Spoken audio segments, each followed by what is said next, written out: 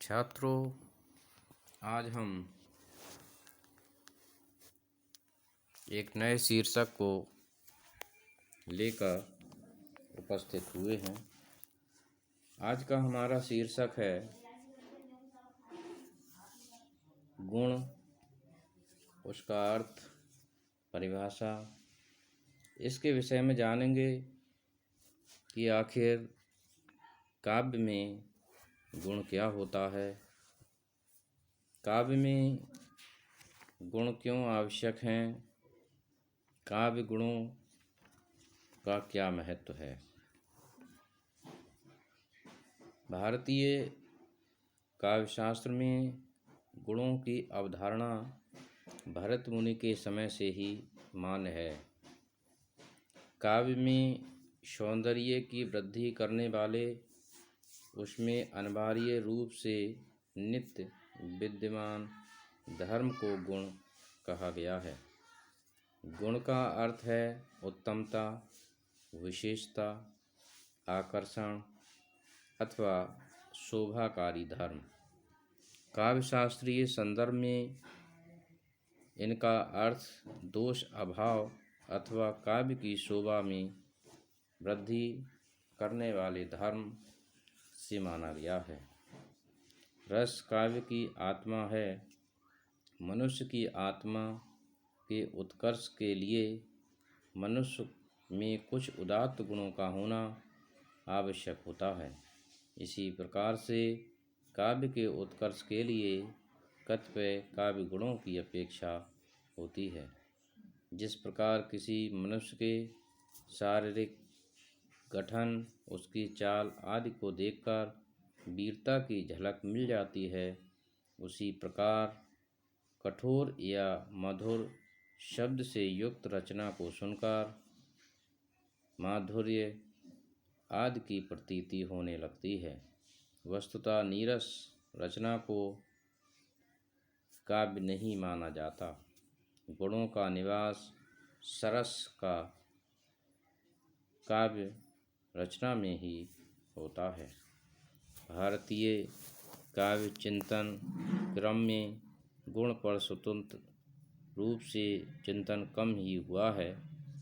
अलंकार सिद्धांत एवं रीति सिद्धांत की चर्चा करते हुए कुछ अलंकारवादी और रीतिवादी आचार्यों ने अन्य काव्यांग के रूप में इसकी चर्चा की है। भरत मुनि ने अपने नाट्यशास्त्र में गुण विपर्याय दोषाम कहकर गुण दोष के विपर्याय होते हैं, ये बताया है। विपर्याय से उनका तात्पर्य विपरीत भाव से है। आचार्य भरत मुनि ने अपने नाट्य शास्त्र में 10 गुणों की संख्या बताई है। उन्होंने श्लेष, प्रसाद, समता, समाधि, माधुर्य, ओज, पद सुकुमार, अर्थशक्ति, उदारता तथा क्रांति आदि 10 गुण बताए हैं।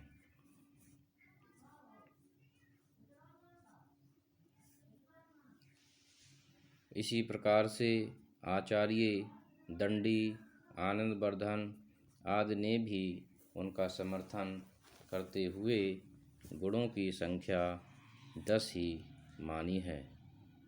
परंतु यदि हम आचार्य वामन की बात करें तो आचार्य वामन ने गुणों की संख्या में संशोधन करते हुए 10 शब्द गुण तथा 10 अर्थ गुण माने हैं। इस प्रकार से उन्होंने गुणों की संख्या 10 से बढ़ाकर 20 कर दी है। आचार्य हेमचंद ने भी गुणों की संख्या 10 मानी है। आचार्य भोजराज ने गुणों की संख्या 24 मानी है और आचार्य विश्वेश्वर ने 23 गुण माने हैं।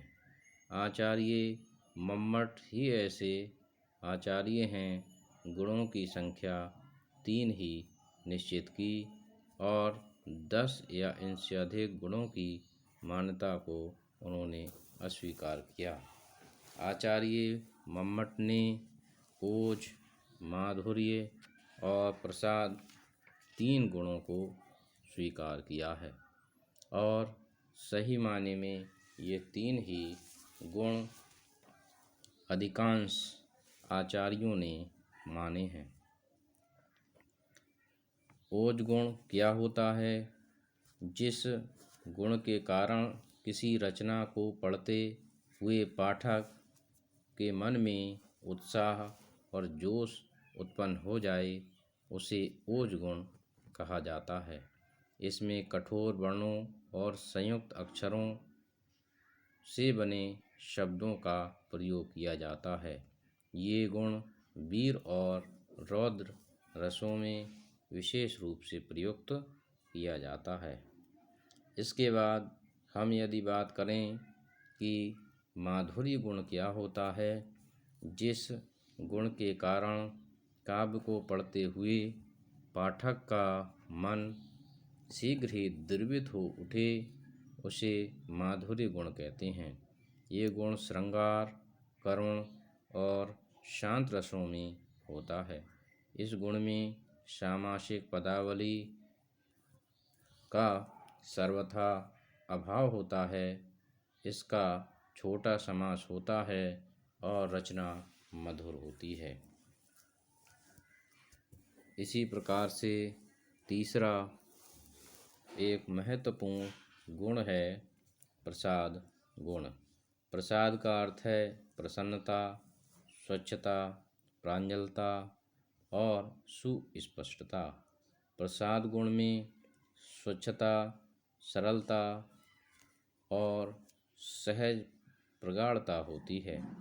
इस गुण में पाठक के हृदय में भाव या अर्थ की व्याप्ति शीघ्र ही हो जाती है। जैसे सूखे काठ में अग्नि प्रज्वलित हो जाती है, जिस प्रकार से पके हुए फल को देखकर तुरंत ही उसका अनुमान हो जाता है। प्रसाद गुण का निवास सरल, सहज और भाव व्यंजक शब्दावली में तथा अर्थ की निर्मलता में होता है। इस प्रकार से गुणों की संख्या 10, 20, 24, 23 आदि मानी जाती रही, परंतु मुख्य रूप से गुणों की संख्या आचार्य मम्मट द्वारा बताए गए 3 ही माने गए।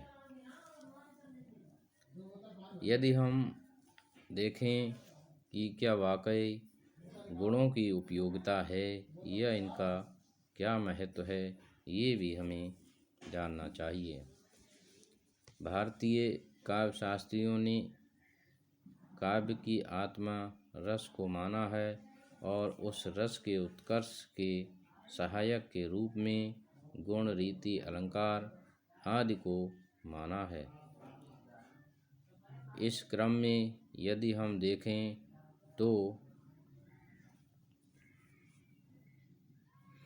आचार्य भोजराज ने इस विषय में बताया है कि बिना गुणों के काव्य चाहे कितने ही अलंकारों से विभूषित क्यों न हो, फिर भी श्रवणीय नहीं है।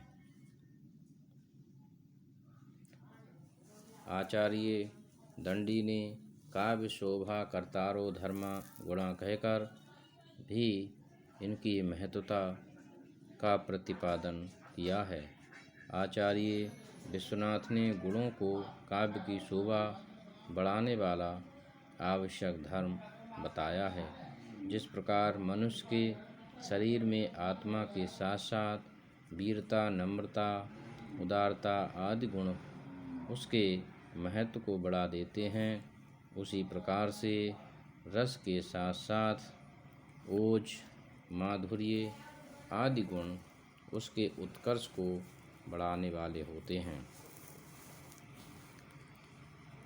इस प्रकार गुण काव्य की शोभा बढ़ाने वाले आवश्यक धर्म के रूप में प्रतिष्ठित हुए हैं।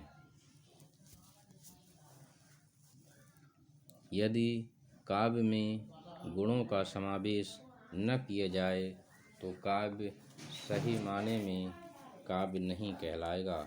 वह अरुचिकर और नीरस लगने लगेगा। जिस प्रकार से शरीर की सजावट के लिए उसका सौंदर्यीकरण और गुण आवश्यक हैं, उसी प्रकार से काव्य की शोभा बढ़ाने के लिए गुणों की आवश्यकता होती है। आचार्य मम्मट ने 3 महत्वपूर्ण गुण बताए हैं और इन तीनों गुणों में 9 रसों का समावेश हो जाता है। उन्होंने गुणों के अनुसार ही रसों के समावेशन की बात कही है कि किस प्रकार से हमें किस गुण में कौन सा रस और कौन से रस में कौन से गुणों को समन्वित करना चाहिए। इस प्रकार से काव्य को और महत्वपूर्ण और आकर्षक बनाने में गुणों की महत्वपूर्ण भूमिका मानी जाती रही है। तो मैं समझता हूँ छात्रों कि आपने आज इस शीर्षक को निश्चित ही समझा होगा। धन्यवाद।